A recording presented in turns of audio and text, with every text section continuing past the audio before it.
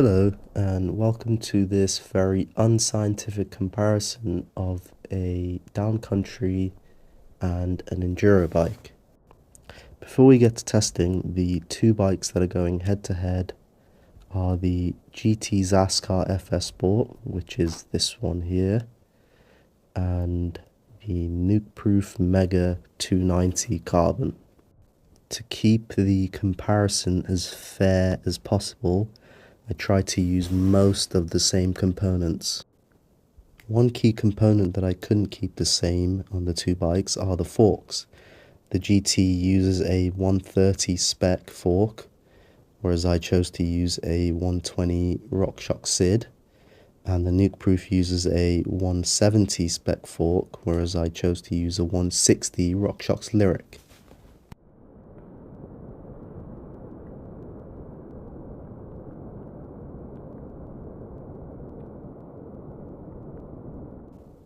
And here is the Nukeproof. The reason this is shot in different location is because I forgot to do a little intro clip where I was riding. Now of course, as the Nukeproof has more travel in the rear, the shock is also different. The Nukeproof uses a RockShox Deluxe, whereas the GT uses a RockShox SID. GT has 120 in the rear and the Nukeproof has 160 in the rear. The brakes are also something that was different. The Nukeproof has a 4-pot, whereas the GT has a 2-pot. Both use Magura calipers and Shimano levers, which is my custom Shigura setup. Now you'll notice the wheels and cranks are also different on the Nukeproof, but as this clip was shot sometime after, I'd already started swapping more parts out. In the comparison video, I used the wheels and cranks that are on the GT and the clip-in pedals that are on the Nukeproof. Now of course there may be some other small components that are different, but I feel like the ones I mentioned are the ones that will make the biggest difference.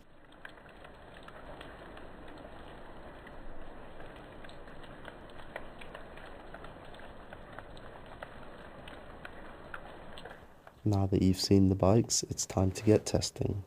Do some 93 DH and then dart side top.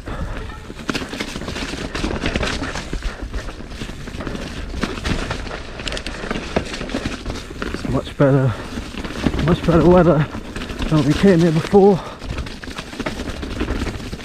The place I'm riding is called Eastridge Woods and it's in Shropshire, West Midlands.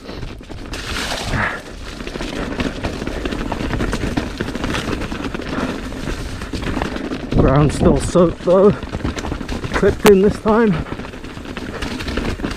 The first time I came here to try and do this video, it started pouring and my feet were slipping off the pedals. So when I chose to come back, I decided to do it in a drier day and decided I should probably clip in.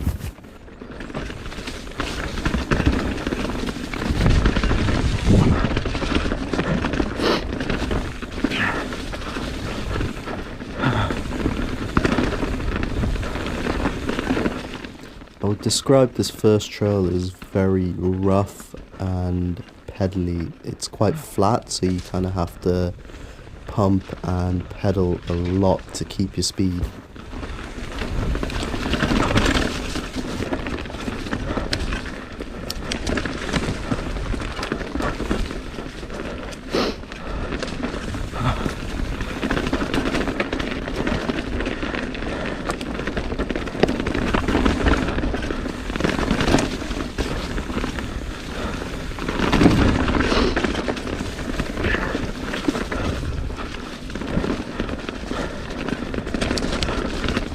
If you're into numbers and like to know what geo is, the reach on this GT is 447, that's 8mm shorter than the Nukeproof.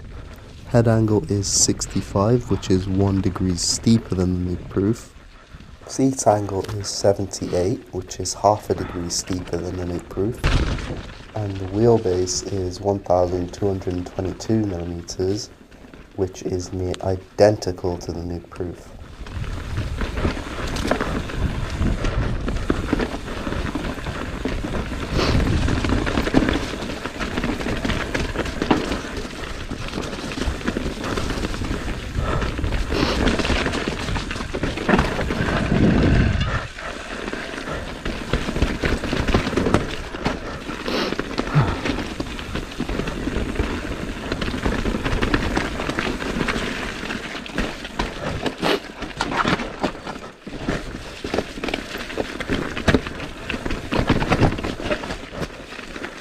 And that's the end of the first trail.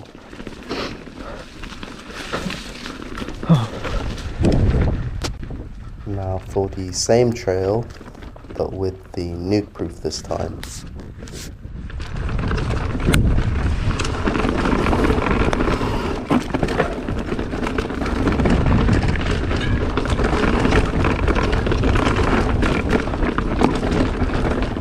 As you'd expect on a longer travel bike, the rougher sections were a lot more ironed out on the Nukeproof than they were on the GT. This made it seem that on the Nukeproof I was able to carry a lot more speed.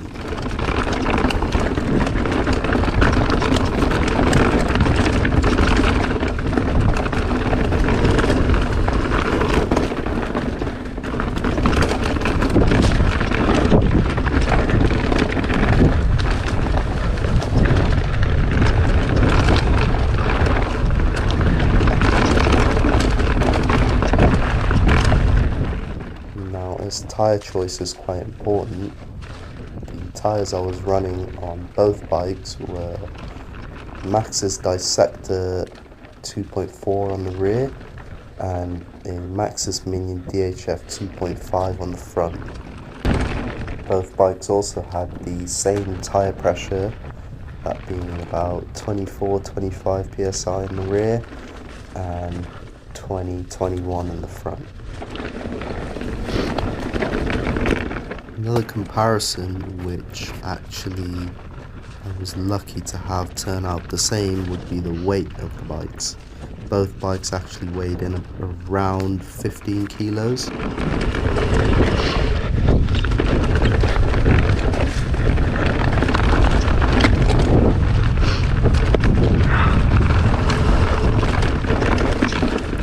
For my custom sugar brakes, I chose to run a 180, which I felt was appropriate for the downcountry bike, which means I also had to run them on the Nukeproof to keep things fair.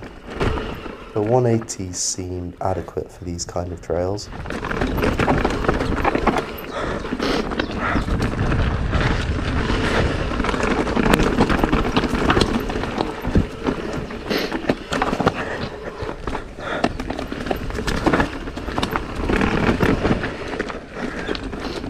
That's the end of the first trail on the Nukeproof.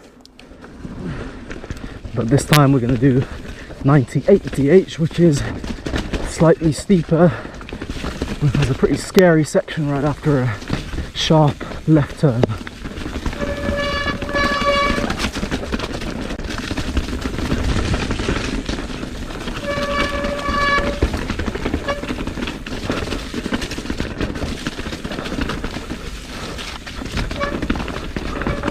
And also rougher.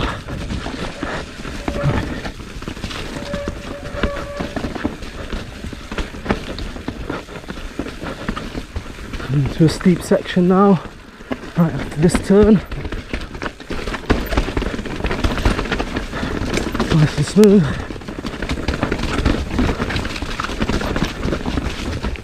Oh.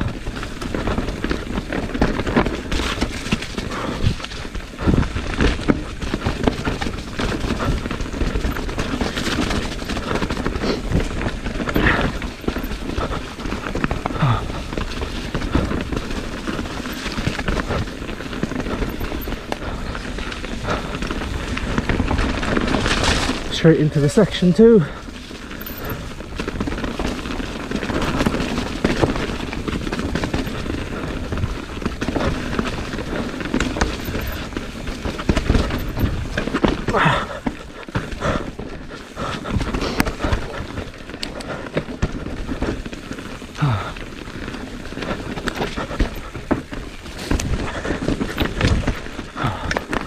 poor line choice there.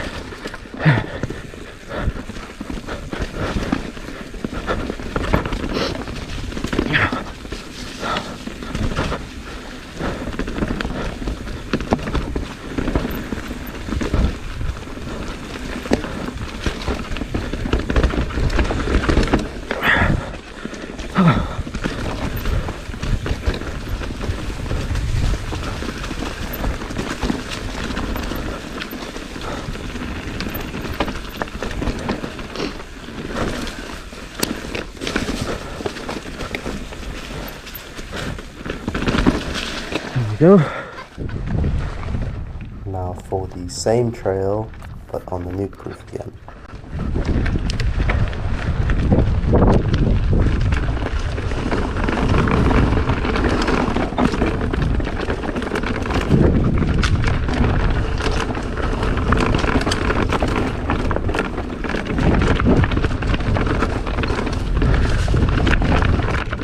As you can probably tell, the conditions were a little bit different between the 2 days of testing.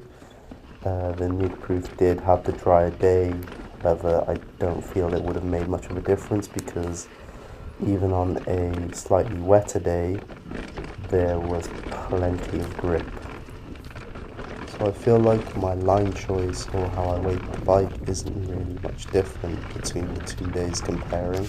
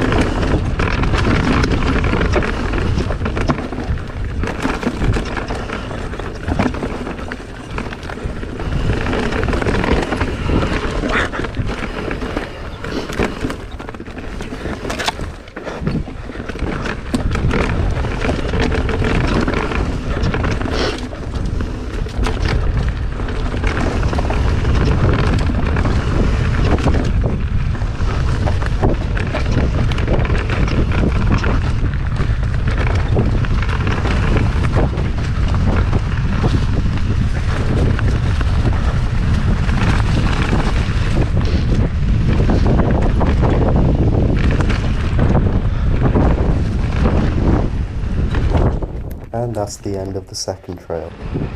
Dropping into the first bit of student champs.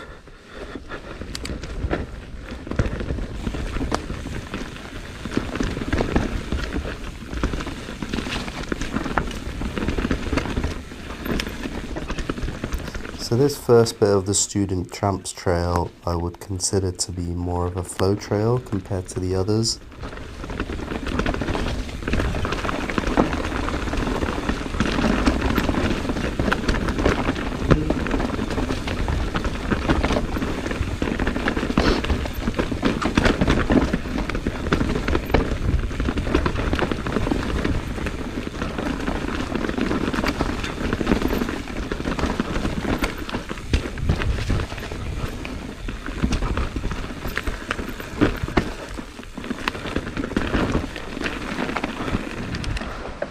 Now the same again with the Nukeproof.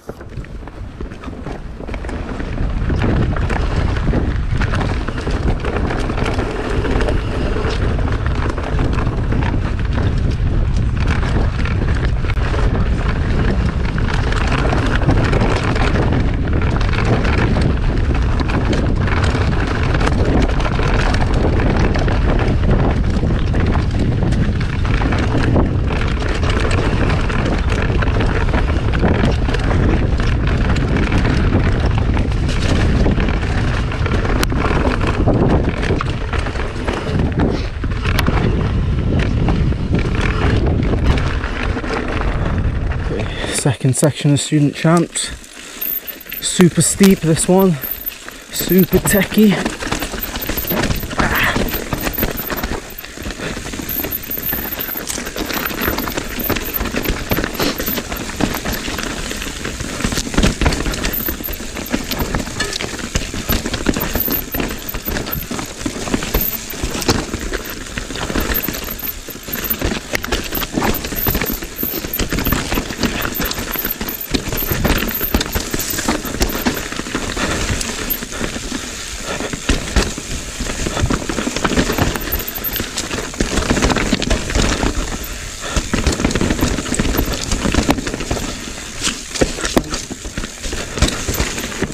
are two small drops, one after the other, right here, but as you can see I chose the chicken line, which did slow me down a bit, but I felt like 120mm travel, it wasn't really enough to hit those.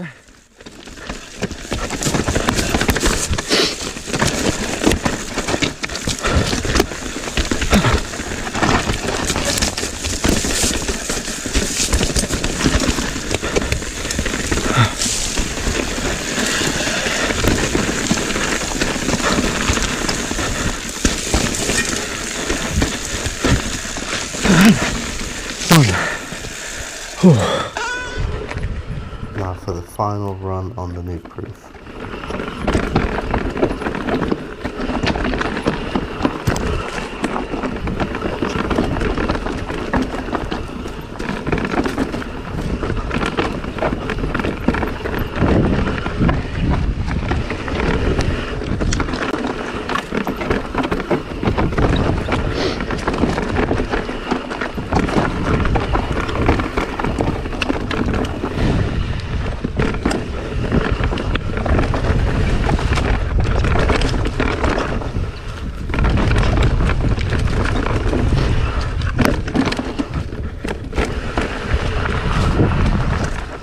Here are the two drops that I missed on the GT.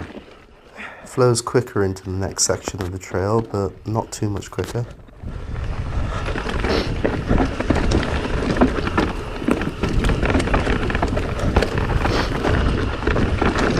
The extra travel was a big help on this trail. This is a really steep, really technical trail.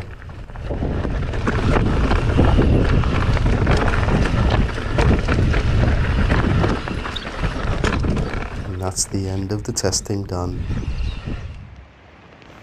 Here are the times for the downcountry bike with a short description of the trails.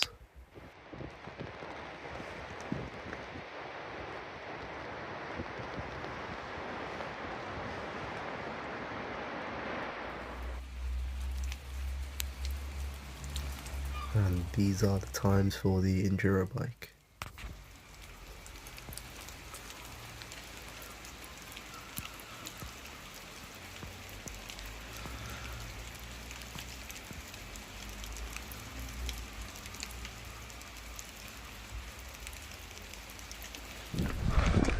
And here are the differences between the times. As you can see, the Nukeproof smashed the GT on every single trail, including the very short 40 to 48 second trail. Now I can't say I'm surprised. Going downhill with more travel is obviously going to be faster. The main point of this video for me was not just to compare the times between a longer travel and a shorter travel bike with a similar geo, but to see how much travel you actually need. In this case, the GT with only 120mm of travel managed to do everything Nukeproof was able to, albeit slower. Now this comparison only tested downhill capabilities, but to be honest with you, I felt like there wasn't much difference in climbing. The GT, in my opinion, puts you in a better position to climb, whereas the Nukeproof was able to climb rougher, techier sections with more efficiency. Now this comparison obviously wasn't very scientific, but more just for a bit of fun and to indulge my own curiosity as to how much travel I would need and what bike I would prefer. And for me, the Nukeproof won. If you stuck out to the end of the video, I hope you guys enjoyed. Take care.